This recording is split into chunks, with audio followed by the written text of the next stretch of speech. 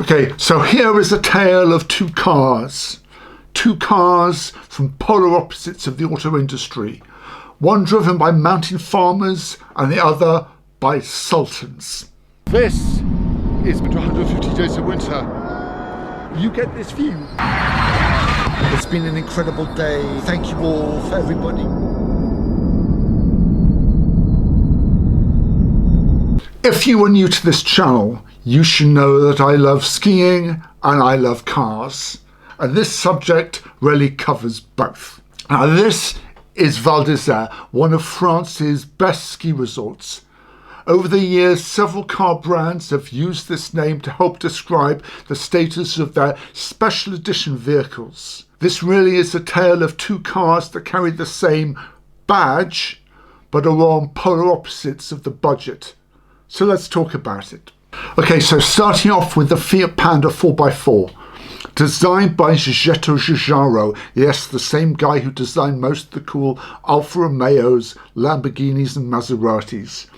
Launched in 1983, it was basically a 4x4 version of the Fiat 500, following a collaboration with Steyr Daimler Puch. Despite its small size, the 4x4 retained the leaf spring live axle setup, and fitted with the right tyres, this thing could go anywhere.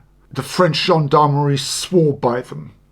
In 1987, they released the Val d'Isère version in either red or white with a 999cc engine and Pirelli Winter 145/13 tyres. You got an inclinometer, extra grills and lights on the front, protection for the rear lights, and a cool Val d'Isère graphic and stripe. In 1989 it was updated to either grey or ivory for 64,900 French francs, which is about £6,500. In 1990 it was refreshed in white, red or grey for 66,100 French francs, and the final version in 1992 got a slightly larger engine at 1,108 cc's and cost 70,900 French francs. In total, 4.5 million Fiat Pandas were built and an unknown number of Val d'Isère special editions.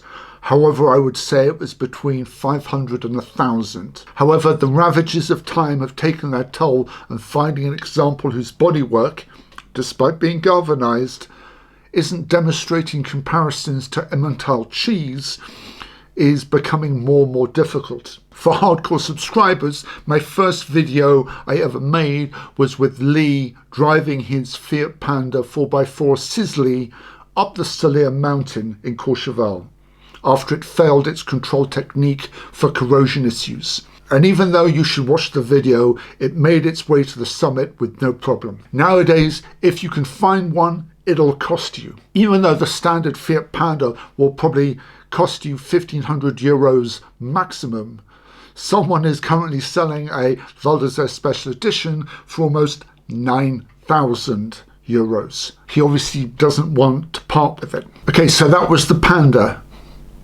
Now we move on to something a little different.